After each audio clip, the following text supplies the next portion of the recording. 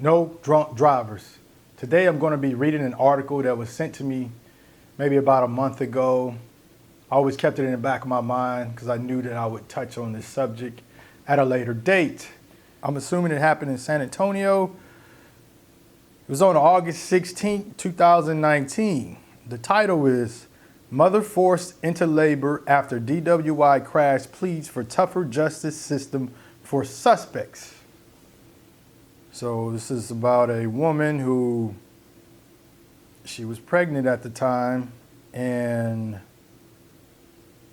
it appears the trauma from the accident forced her into labor. Yeah, so this happened in San Antonio. And here we go.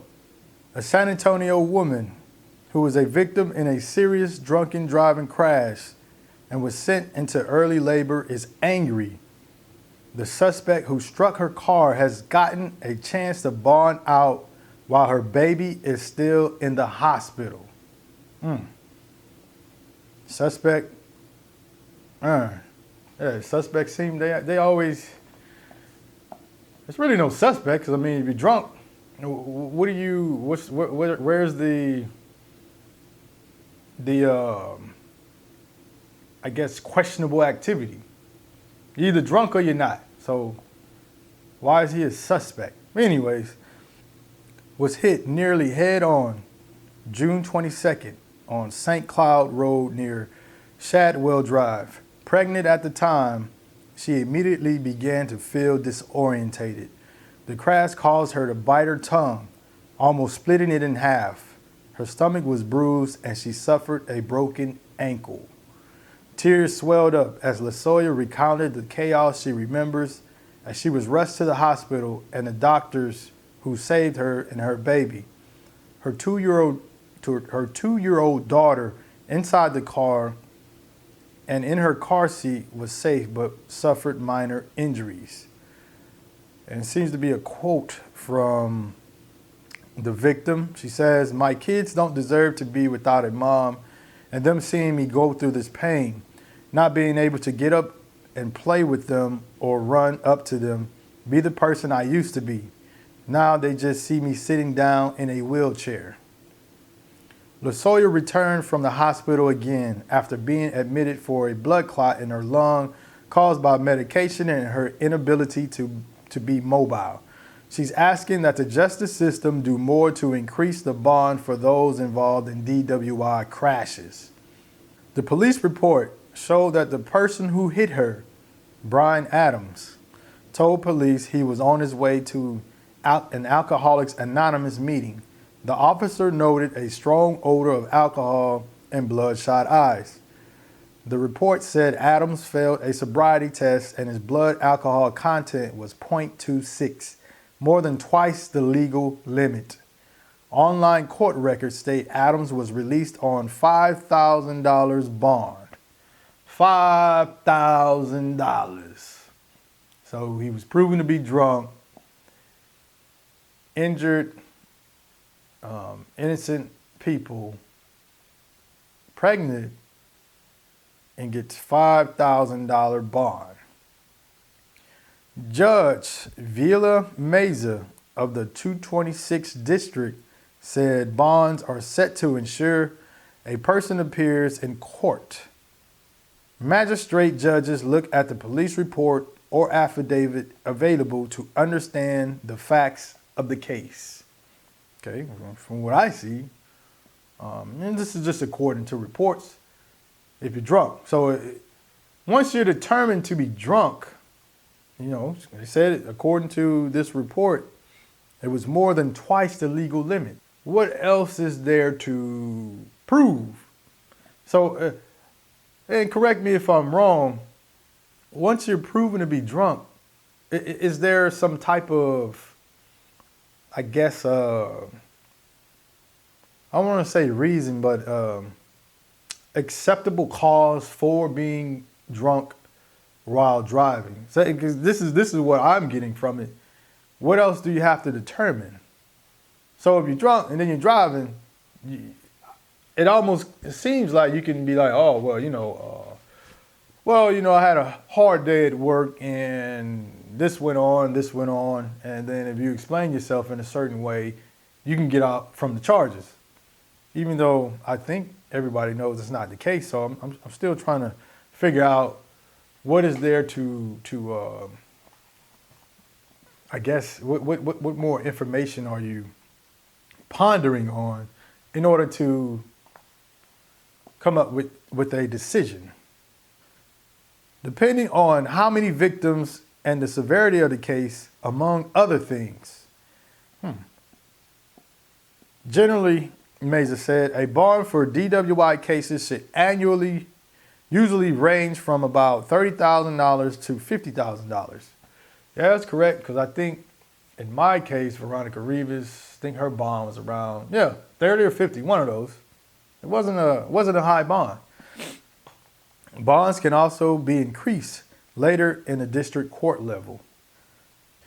And then it goes on to, I guess, lists excerpts from Article 17.15 of the Code of Criminal Procedure, which is about the rules for fixing amount of bail.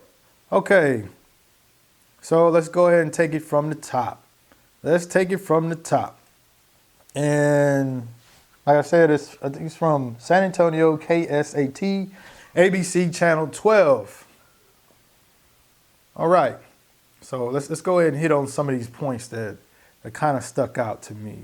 So I'm going to be reading through, and then I'm going to review what I read, and then I'll go ahead and give my opinion. Start with here. So this is Losoya recounting her experience. She said, tears swelled up as Losoya recounted the chaos she remembers as she rushed to the hospital and doctors worked to save her and her baby. Her 2-year-old daughter inside the car, and her car seat was safe but suffered minor injuries. See, this right here, what was not really expounded on much. It is during the time of an accident. Let me take that back. The time of the incident, because it's not an accident. You chose to drink and drive, so I don't see where's the accident involved. It needs to be recategorized.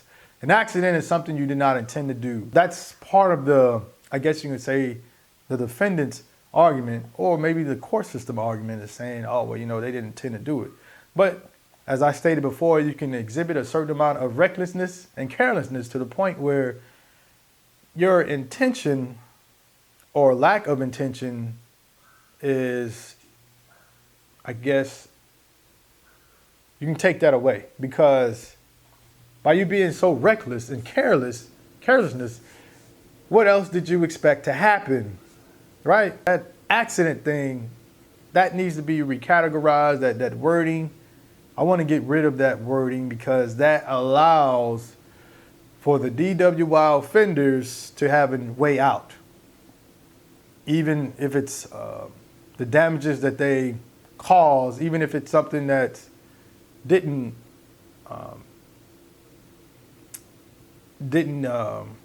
lead to loss of life or et cetera, they use that as a way out. Even in the instance of a loss of lives, they still use accident as their way out. There should be no way out with this. I wanted to touch on her experience, and she was actually driving. So you can just imagine the mental stress that's upon her. She's gonna have to live with that for the rest of her life. She's gonna have to live with that for the rest of her life, knowing that you were in that vehicle and you experienced it. You saw it, it happened, and the effects from that are ongoing. To me, that type of trauma should be considered when you're deciding on how the bond should be set. Whatever the victim endures, the criminal should endure that, at least that and more. So in this instance, that criminal should have been held in jail until all of her stuff was cleared. So until they figured out, determined the injuries and whatever, At least. That's for the at least that at least amount of time. At least. So it takes the decision making out of it.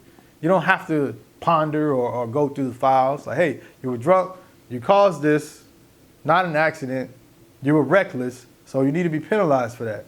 So while these victims are going through whatever they're going through, whether it's hospital stay, et cetera, then you need to go ahead and sit down. Sit down until that's cleared up. And if it's not cleared up in trial, then you just be in jail until the trial or wherever, however that's settled. So that's an easy way.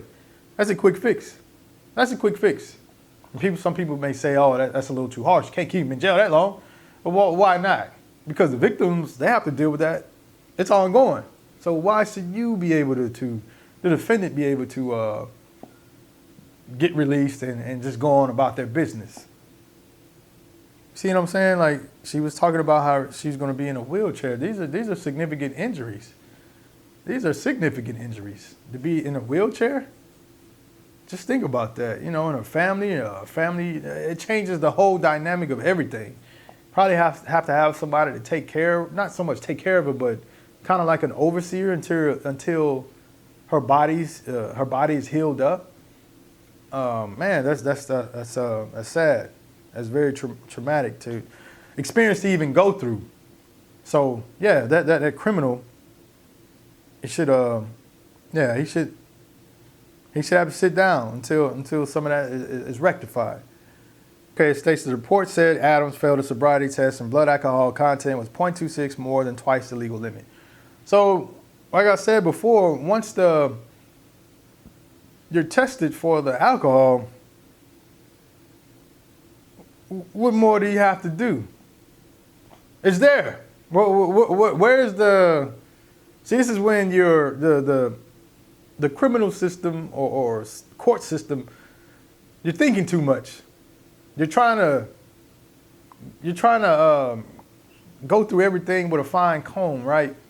And it's also, you're attempting to do that, but you only do it on certain aspects. So in this aspect, it seems to be more lenient towards the defendants, the people who are committing the crimes. You're fine tooth and combing it, but the victims, the people who are innocent, you know they're innocent, right? You know they're innocent. There is no nothing you have to pin through or anything like that. You know that they're innocent. But the defendants, they're getting all the benefits from the quote-unquote system. Oh, we don't want to take it too hard on them. Still got to prove. What else is there to prove? You 0.26 over the limit, alcohol limit. So you're proven to be drunk. Once you're proven to be drunk and you inflict that type of damage, it needs to be, that's where it needs to start out from. Once you're proven to be drunk, you inflict the X amount of damage, boom. See, the problem is you're treating them like as if they're innocent. They're not innocent once you're proven to be drunk. So you take that innocent stuff away from them. Take that away. They're proven to be drunk. So once you're proven to be drunk, this is how you need to be handled. It's simple as that. And that's when you inflict damage, because now you're affecting other people, right? You're affecting other people, the innocent people who are not doing anything wrong. It's simple. Stop overthinking it. This is something that I believe the system needs to tighten up on. The judge, Veronica Rivas, and I commend this person for speaking out publicly. Now, maybe other judges have spoken out publicly or on the record before. I just haven't came across it, but to this point, I really haven't seen many people affiliated with the law and the court system speak out publicly on these instances. And you can kind of tell just by what's stated in the article why they don't speak out publicly, because they feel it's a tricky situation. Now, I'm just going by what she was saying. Judge Veronica Rivas of the 226 district said bonds are set to ensure a person appears in court. So that's going to be the argument on the defense side where, hey, you can't punish me with a bond because it's only used to make sure a person appears in court. But I've seen in many instances where the bond is set extremely high to where they have to sit down until the court a court date is given and then they go from jail and then to court. You do it all the time with drug offenders. Now, I'm not speaking up for them or I'm not taking their side. I just know how that part works. Not by personal experience, but stuff that I've read on, in articles and on the news, et cetera, et cetera. I hear a lot of times where those people are in jail and they have to sit until the court. Maybe they couldn't afford the bond. So where was the bond set at? I've been hearing numbers way higher than $30,000 and $50,000. I hear that all the time. And they're not even, their acts are not even directly killing someone. Now, one can make the argument, the drugs affects a person in a certain way. It can lead to them doing certain things. And yeah, it's detrimental. But we're just talking about like direct. None of the latent functions or anything like that. We're talking about direct. So, yeah, talking about direct effects, right? Direct effect. It's already proven what they did. They were drunk. All right, boom. Drunk. It's proven that they were drunk. And yet, under the law, the bond is only set just so they can appear in court. But it seems that law is not applied all the way across the board. I guess that's what I'm getting at. So why is it strong on this end, but on another end, it's, you have to deal with all the technicalities. You don't do that all across the board. Depending on how many victims and the severity of the case, among other things, generally, Mazur said, a bond for DWI cases should usually range from about $30,000 to $50,000. Bonds can also be increased later in the district court level. So $30,000 to $50,000 bond, that's really not much. That's not much at all. And I know with my case with Veronica Rivas, I think her bond was around $50,000. And she killed 2 people. She killed 2 people. Let that sink in. You killed 2 people, $50,000 bond. And this is why I'm stating laws need to be changed, because right now it seems to be there's a lot of analyzing within the judge. So take it out of the hand of the judge. Just make it mandatory sentencing. Once you kill someone, that's it. Mandatory sentencing. And what that does, it alleviates some of the stress that goes along with this court process, especially on the victim side. Because right now we don't get anything. Right now we're getting railroaded. We get all the detrimental stuff. Not even able to determine whether to take it to trial or even accept the plea bargain. That's all on the defendants. So meaning the criminals, they get to determine whether they go to trial or they're going to accept the plea deal. While we, the innocent people, we just sit back and they let us know what's going on, and that's about it. That's about it. I didn't have no choice on whether to go to trial or accept the plea. It was pretty much, hey, this is the plea, this is what we're going to go with, yada, yada, yada. And that's how I go. So and I wanted to reject it. And you feel what I'm saying? Like, hey, let's go for the gusto. Go for the max. Let's go for the max. It wasn't my choice. I didn't have that option. The victim side, we have to endure the uncertainty of if a trial is going to happen, when it's going to happen, et cetera, et cetera, et cetera. On the defendant side, they're laying back and they get to weigh options. They get to weigh their options. So, of course, they're going to choose something that benefits them. They're not going to be like, oh, well, hey, man, I messed up and killed some people. I just want the maximum because, it's not right for the victim's family to go through this. So whatever it is where I can incur the maximum, that's what I want. Nobody comes out and do that. They don't come out and do that. So that's why I'm saying the law has to dictate that. You do it in everything else. You do it in everything else. So don't give me the soft stance and all this other stuff. You have no problem putting people in jail. Trust me. No problem at all. So what you getting soft for now?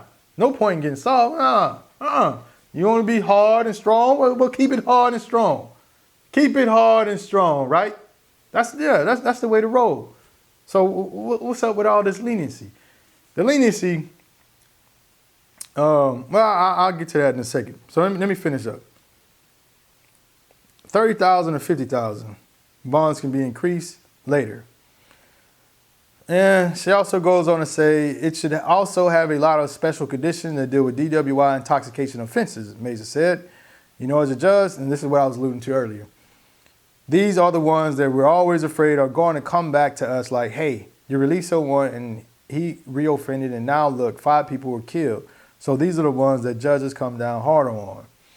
This is where, that's why I'm saying we should take it out. I don't want to say take it out of the judge's hand, but just write the law to where we're setting a different starting point.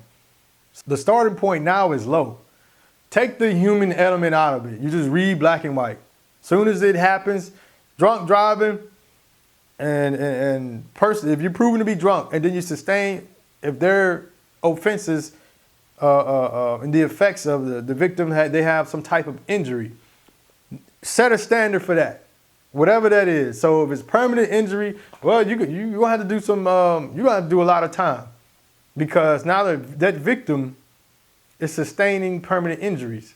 So in this instance, she had to endure an early birth. She didn't even get to experience how she said, she didn't even get to enjoy it. It was done under duress. That should be taken into consideration, right? All of that should be taken into consideration. I guess you could say setting the bond, set it high. Set it high. Why not? Set it high. Because once the damage is done, it's done. Set the bond high. And trust me, that helps out on the victim side. So far, I have not read one thing that's pro-victim. And that's the problem with these offenses. There is nothing on here that is pro-victim. Everything is about the defendant and the criminal, the proven criminals, and how we can alleviate whatever it is and not get railroaded by legal terminology or whatever laws that are in place. But the victim has to endure everything, every ounce of it. So, yeah, start from there. It's very simple. We do not have to make things complicated. It's very simple. When she says, hey, they don't want her to come back and bite them. Well, all right, then set it high. You don't have to come back and bite you if you don't work. If you set it high to where, hey, they're released, et cetera, et cetera, et cetera, there's no coming back because they're going to be already incarcerated. We're talking about the ones that inflict injury or death. That's it. Now, just regular DWIs, that's a different story, so I'm going to get off of that.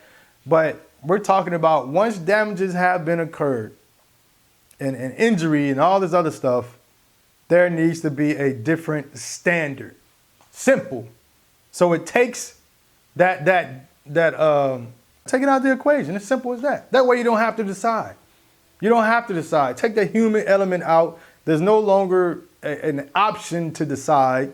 So when there's personal injury or death, set a standard for that. It's simple. It's clear cut, very simple. You don't have to worry about you release somebody too early and look, they go on to kill 5 people. Because there's, you feel what I'm saying? Now, it doesn't, that, I guess, solution doesn't necessarily, I guess, what's the word I'm looking for? It's not a all across the board type of solution because it doesn't really address just the regular DWI offender. But in this case, I think this guy was multiple DWI. So that's about, especially 2. Man, if you ain't tightened up after your second one, I mean the second and third one, you got a problem. There's a problem. Now you are a threat. You are a menace to society. You are a threat to society. So those offenses need to be stiffer. I'm sure they're not that stiff because he was doing his thing. And look what happened. He did cause a wreck. Cause a wreck. She's stating the judge in their capacity as magistrate will decide the bond amount of case on a case after reviewing a probable cause affidavit or police report and consider the level of offense. Consider a level of offense. That is vague terminology. It's nothing concrete. Let me break it down into simpler forms. If, let's say, there is a law, if someone walks into your house, someone break into your house, boom, mandatory 10 years. Let's say if that was a law. No matter what it is, if you break into the house, mandatory 10 years, right?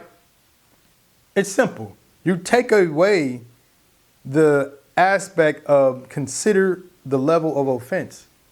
You see what I'm saying? You see where I'm going to this? So to me, it appears that they're putting too much weight on the judge on whether to determine, because judges are human too, and they are affected by human elements. Take them out of the equation for the initiating the standard. That's how you clear that up. It's simple. So when she's saying consider the level of offense, that's exactly what they're doing. They're considering the level of offense. So now you have to analyze and you have to do all these other things back around here. No, take all that out of there. Personal injury, death, boom, standard set. Whether it's no bond or with the injury, your bond, you might even have the option to bond until wait till they're out the hospital, et cetera, et cetera, et cetera. But if you're dealing with death, no bond. No bond, mandatory sentencing. It's simple. You're not wasting people's time. It gives the victim an opportunity to gather their thoughts on how they're going to go into the next stages of their lives, instead of wondering what's the outcome of the courts and all this other stuff. And a lot of times you don't even get into the court until like years later. So they're in their head, they're thinking about all this other stuff. And as you can see with the low bond, the criminal, they're walking the streets, while the victim's family, they have to keep that in their head too. They're keeping all of that in their head, like, man, this person roaming free, living their life, and we're stuck here in limbo, trying to figure out what's the next move on how to make sure this person get X amount of time or the maximum amount of time. All of that is stress, undue, unnecessary stress. Take that out of the equation. It is very simple. You're not going to have people out here who are I haven't came across many who are sympathizing with these drunk drivers. Why are you so lenient? Like I said, you're not lenient with drug offenders or people who got an ounce of weed and all this other stuff. You take these people, boom, it's not even up for debate. And you flooded the whole prison system with these individuals. So quit trying to, what's the leniency?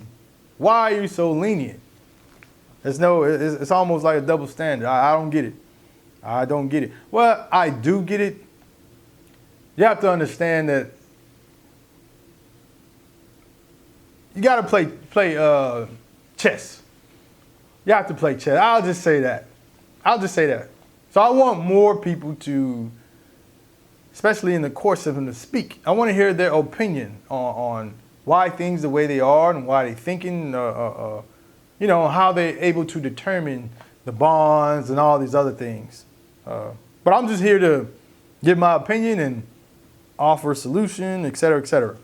And so I'm not, I want to also disclaimer, this is not an attack on the judge. Like I say, I commend the judge for actually speaking out on record, because so far I haven't had many I haven't came across many articles that have judges that do speak on record on these issues. So the more you speak, the more awareness, whether it's an opinion that's favorable along the line of my train of thought or not, the more one speak, especially who people who are affiliated with the court system, the more awareness that will be raised.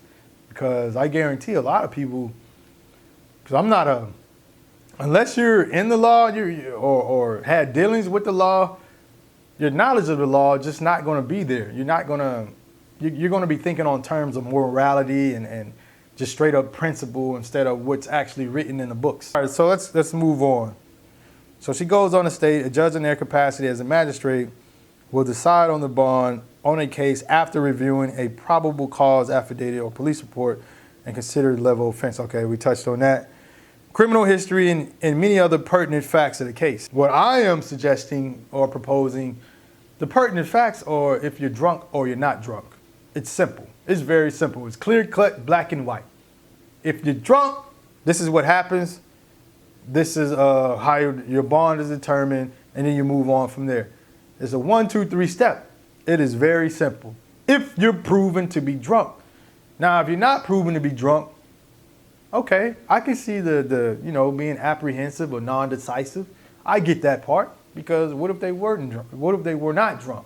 So that's a whole different category, right? But if you're drunk, it should be a clear-cut 1, 2, 3 process.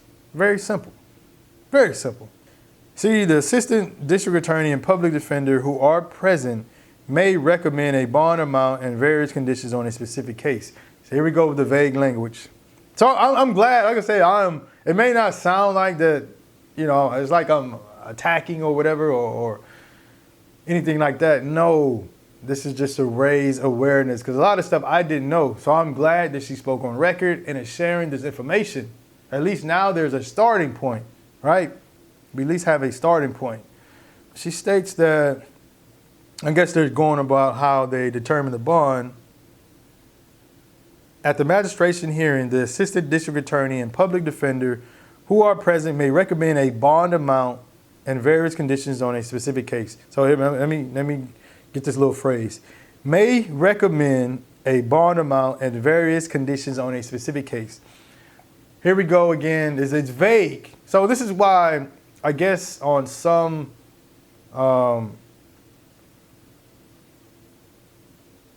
criminal offenses are different punishments and bond sets, because it's very vague. So you're leaving it up to, once again, the human element. It's not concrete. It's not concrete. And I keep wanting to go to the concrete, have it a 1, 2, 3 step, because once you're proven to be drunk, then that's it. There is no excuse. There is no valid excuse. There's no valid excuse. It's simple as that. If there is, please let me know, or maybe you all can inform me that there's a reason to do such and such. So let me give you an example. Let's say if you're caught speeding, right? Cop pull you over and they say, hey, why were you speeding? Oh man, I got pain in my chest. I need to go to the hospital. One can say that is a valid excuse. If they have a history of heart condition and they know they need to get to the, even though they do state that you should wait on the ambulance. But I'm just saying though, I'm not saying it's okay to do that, but I can understand that logic. Like, hey man, I felt like, my life was in danger, et cetera, et cetera, et cetera. You can understand that logic. It's very easy to comprehend. At that moment, one can, the phone going off. At that moment, one can use that type of discretion. Wow, man, all these, every time I do a video, something always go on to distract me. Here I am again, getting distracted by the phone. But here we go. But yeah, so I can understand if one uses that that critical thinking when determining the consequence.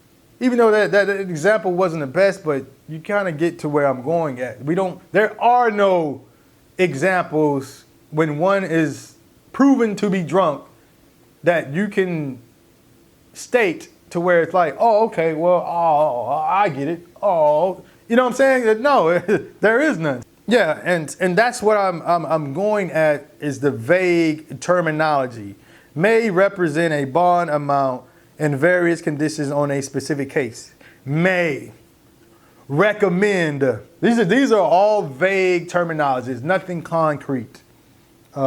Various conditions. Vague once again. Specific case. That is vague.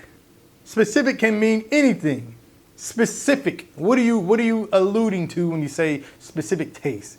Are you alluding to whether the case is heinous or something that egregious, or if it's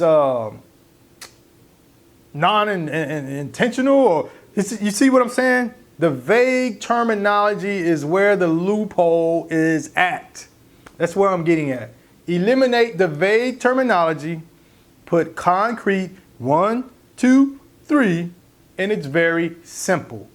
Trust me, the public will support this, and it will actually be conducive to the victim's recovery process, victim recovery with the family, etc., etc. It's very simple. It is very simple. There's no need to complicate things. No need to complicate it. Let's go to the excerpts from article. I'm going to go ahead and wrap it up. I'm getting close to it. Every time I say that, I go on about another 30 minutes. All right, so the following excerpts is from Article 17.15 of the Code of Criminal Procedure, which is about rules for fixing amount of bail. Like I say, once again, I'm glad they are producing this information. This is not an attack on the article, the person who wrote the article. This is not an attack on a judge. I am just wanting to raise awareness because a lot of these things that I didn't know. So if I could have presented to you, and now that you have become enlightened, you would probably change your stance or really get more involved to where like, hey, this is really a problem. This is really a problem out here. What I'm trying to tell you is it can happen to regular people at any moment. At any moment. And knowing that there is not a system that covers these types of tragedies and the effects it has on the victims, that should raise a level of concern. Everyone is at risk. Everyone is at risk. But here we go. Article 17.15. The amount of bail to be required in any case to be regulated by the court, judge, magistrate, or officer taking the bail. They are to be governed in the exercise of this decision by the Constitution and the following rules. 1. The bail shall be sufficiently high to give reasonable assurance that the undertaking will be complied with. I guess that's what they were saying earlier, making sure they just want to make sure you go to court. All right, I get it. 2. The power to require bail is not to be used as to make it an instrument of oppression. This is totally for, like I was saying earlier, the rules and how they're written now is straight from it's to alleviate stress on the criminal. That's it. 2. The power to require bail is not to be used as to make it an instrument of oppression. So, all right, we don't want to go too hard on you. That's basically what that is. We're going to make sure you get your due process. What do you want about us? What a due process. So we're just sitting back on the plaintiff side, just sitting back. We have no say-so, no input, no nothing. Just sitting back. We got to take everything on the chin. Sit back, don't say nothing, be quiet, etc., etc., etc. Everything is to massage, to alleviate, to whatever. You're looking out for the criminals. That part, I don't understand. That vague terminology, once again, is for the benefit of the criminal and not the victims. Simple as that. Power of oppression. What was it? Instrument of oppression. When you set a low bail, you're using that can be, I can make an argument, that is an instrument of disrespect. Let me say that again. You're stating you don't want to make it an instrument of oppression, so that's benefiting the defendants. My counter is that number, whatever number you put, that human element, you're going to see that number and we're going to associate that with the damages that the defendants, the drunk driving have created. So you can't help but make a relation or comparison with life. So when you take life with drunk driving and the bail is set at whatever amount, one has to associate that amount with the life, even though that's not your intention. I'm not saying that's your intention, but I'm saying the human element. And you can't say the human element is not an argument, because all throughout here, I have read wording that alludes to the human element. And even on record, stating that you don't want it to come back and bite you. That is not a law. That is human element. The future safety of a victim of the alleged offense. Victim of the alleged offense. Future safety. So meaning the defendant, they can come back and say, hey man, I just don't like the playing those people at all, or the victim side. Once I get out, I'm gonna go ahead and try to harm them. So I understand that, but that and the community shall be considered. So the first part really doesn't pertain to drunk driving, I don't believe, because it's, it seemed to be something in more of a target type of offense, right? But the second part does, and the community shall be considered. We're talking about the criminals, the drunk drivers. They've already demonstrated that they have the ability to kill, hurt, or maim an individual. And they don't even need a reason or a cause. They just go out there and do it, just with their reckless behavior. How are you considering the community when the bar is set so low? So you just let the bozo out. They already showed what they're about. They show their true actions when they're not being watched, when they're not being monitored. That's when people typically show who they really are. So they've already shown who they really are. They've shown that they are a threat to the community. They've shown it already. It's already been proven. What else is there to prove? Due to your drunk driving, your recklessness, you hurt, killed, or maimed someone. That should be enough right there. You are a threat to society. You are a threat to the community. But yet, and it states on this article, it states that typically the bonds are set low. Why are the bonds set so low? Why? Especially after you have shown to your recklessness, your judgments can directly affect someone in terms of death or injury, right? And so I'll just finish up with the last statement. And I already read it. Losoya, this is the victim, said she feels robbed of a birthing, which she was, birthing experience and quality time spent with her children. She was robbed. Yes, I agree. She also doesn't know when her baby is coming home. She states that they need to go hard on these drunk drivers because every day you see on the news something happening and drunk drivers taking an innocent life away or innocent people getting hurt because they have an easy way out. I am sure, almost positive that she referencing not specifically my family, but that's a part of what she's talking about because I know she's seen it. You feel me? You know what I'm saying? This is what it is. And it's the truth. I totally agree. And you do see this all the time. You see it all the time. The drunk driver always get away. They walk away. And typically they do not. Typically their punishment is lesser than the victim's punishment. In my case, 2 lives were lost. 2 people were killed. And these are the victims. The drunk driver gets sentenced to 18 years. Which one would you take? If someone just came to you with an option, say, hey, you have an option. No matter the circumstances or whatever. They come to you and say, hey, maybe you got in trouble with something, right? So they go, hey, you've got in trouble and here are your 2 options. We're going to take 2 of your family members, 2 of your family members, or you can get 18 years with the possibility of parole with half of that, or maybe even less than that. Actually, and that's something I'll talk to. I was going to make a video on that. I have to register for to write for her parole to be denied, but she's eligible for parole in like 2 years. Let that sink in for a moment. 2 years. But anyway, so what would you take? The loss of 2 of your loved ones or 18-year sentence most likely you'll probably do half and then you're out on bond, out on parole, whatever that stuff's called. Which one would you take? So in these instances, a lot of the times, the innocent people suffer harsher punishments than the criminals. That's what's wrong, what's going on.